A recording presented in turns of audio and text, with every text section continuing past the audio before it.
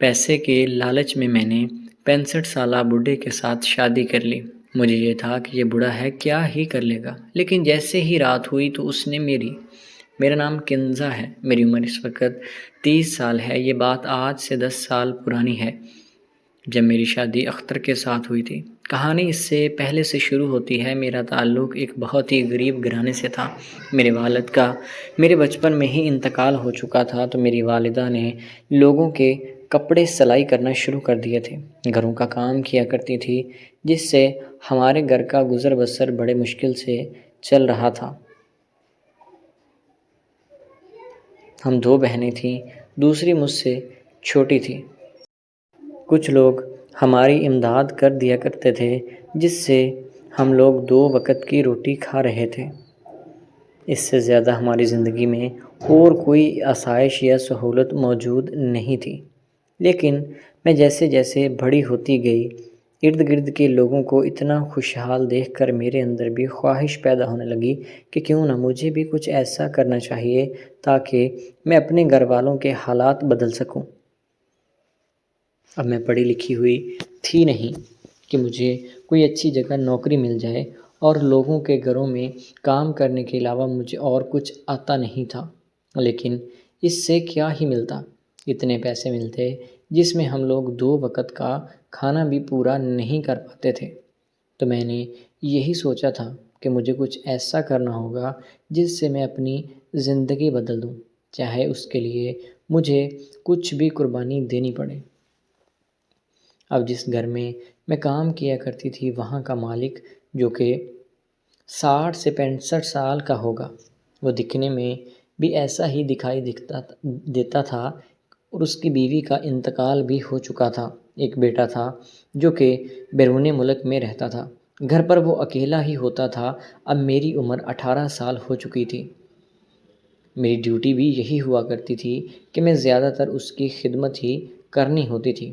میں ہر وقت اس کے آس پاس گھوما کرتی تھی، لیکن ایک چیز میں پچھلے کچھ دنوں سے محسوس کر رہی تھی کہ جب میں اس کے پاس ہوتی ہوں تو وہ پہلے سے زیادہ خوشی محسوس کرتا ہے۔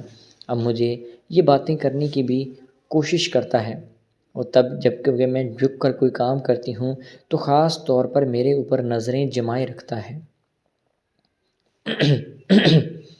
اب مجھے سمجھ میں نہیں آتا تھا کہ اس کی یہ عادت تھی، یہ جان بوجھ کر ایسی چیزیں کرتا ہے۔ لیکن میں ان کے گھر میں کام کرتی تھی تو اپنے صرف کام سے کام ہی رکھتی تھی۔ اب میں نے کچھ دنوں سے یہ بھی محسوس کیا تھا کہ وہ میری طرف تھوڑی اور نظر سے دیکھنے لگا ہے، جو کہ مجھے شروع میں تو بہت برا محسوس ہوتا تھا، کیونکہ غریب انسان کے پاس صرف عزت ہی ہوتی ہے۔ اب اگر اس نے اپنی عزت ہی بیچ دی تو میرے پاس کیا رہتا؟ تو اس لیے مجھے پہلے بہت برا محسوس ہوا، لیکن ایک دن میں ان کے پاس بیٹھی تھی اور باتیں کرنے لگی، اور کہا کہ کبھی آپ کو یہ محسوس نہیں ہوا کہ کوئی آپ کی خدمت کے لیے بھی ہونا چاہیے؟ وہ کہنے لگا کہ تم میری خدمت کے لیے موجود تو ہو۔ میں نے کہا کہ نہیں، میں یہ بات نہیں کر رہی۔ جب سے آپ کی بیوی فوت ہوئی ہے، آپ نے اپنے آپ کو بہت بوڑھا کر لیا ہے۔ کبھی یہ خیال نہیں آیا کہ دوبارہ شادی کر لیں؟ تو وہ کہنے لگا کہ مجھ سے اس عمر میں کون شادی کرے گا؟ جب میں نے یہ بات سنی تو میں سمجھ گئی تھی کہ دل تو اس کا بھی کرتا ہے، لیکن یہ شرما رہا ہے۔ میں نے اس سے کہا کہ دیکھیں، کوئی نہ کوئی تو ضرورت مند ہوتا ہے، آپ اپنے آس پاس نظر دوڑائیں۔ جب اس نے میری طرف دیکھا تو میں نے آنکھوں سے اشارہ کر دیا کہ میں اپنی بات کر رہی ہوں۔ خیر، ہماری درمیان بات چیت ہونے لگی تھی۔ اب وہ خود کو جوان دکھانے کی کوشش کرتا تھا۔ اس نے ورزش کرنا بھی شروع کر دی تھی، اور بال وغیرہ بھی کلر کرنے شروع کر دیے تھے، جس سے میں سمجھ گئی تھی کہ یہ اب میرے بارے میں کافی سیریس ہو چکا ہے اور میرے سے شادی کرنا بھی چاہتا ہے۔ اب مجھے کیا پتا تھا کہ میرے ساتھ آگے جا کر کیا ہونے والا ہے۔ میرا مقصد صرف اس کے پیسے ہتھیانا تھے، اور اس کے علاوہ میں اور کچھ نہیں چاہتی تھی۔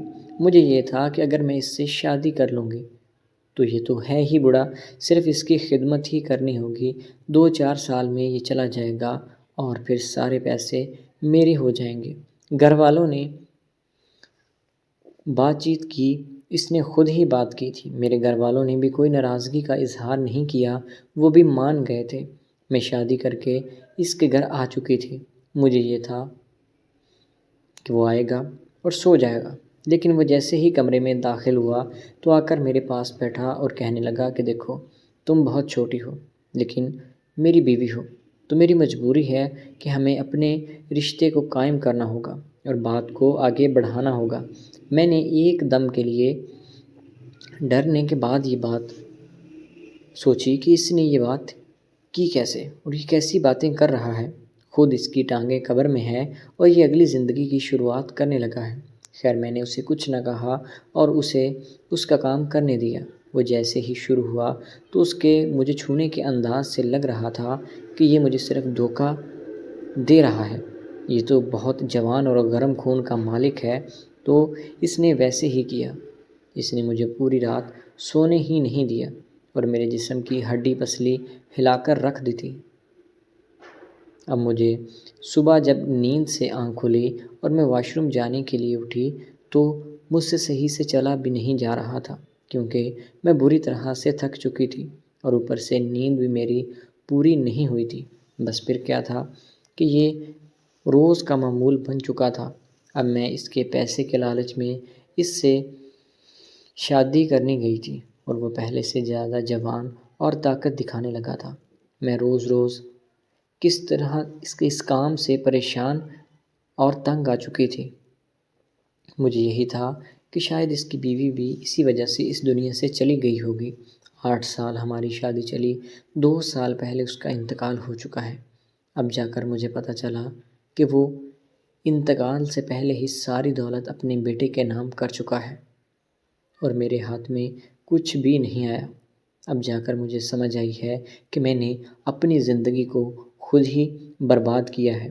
تو دوستو میری آپ سب لوگوں سے یہی گزارش ہے کہ خدا کے لیے کبھی بھی لالچ میں آ کر کوئی ایسا فیصلہ نہیں کرنا چاہیے کہ جس سے آپ اپنی زندگی کو خود برباد کر بیٹھو اور پھر اس کا خمیازہ پوری زندگی آپ کو بھگتنا پڑے۔ میرے ساتھ بھی کچھ ایسا ہی ہوا تھا، پیسے کے لالچ میں نے ایک بڑے شخص سے شادی کر کے اپنی زندگی مکمل طور پر برباد کر لی ہے اور اب 30 سال کی عمر میں بیوہ ہو چکی ہوں۔ کوئی بھی مجھ سے شادی کرنے کے لیے تیار نہیں ہے۔ تو دعا ہے کہ اللہ تعالیٰ سب کی سیدھی راہ دکھائے اور سب کی بہن بیٹیوں کی عزتیں محفوظ رکھے۔ تو دوستو امید ہے کہ آپ کو آج کی ویڈیو اچھی لگی ہوگی۔ اگر ویڈیو پسند آئی تو چینل کو سبسکرائب کریں۔ ملتے ہیں اگلی ویڈیو میں۔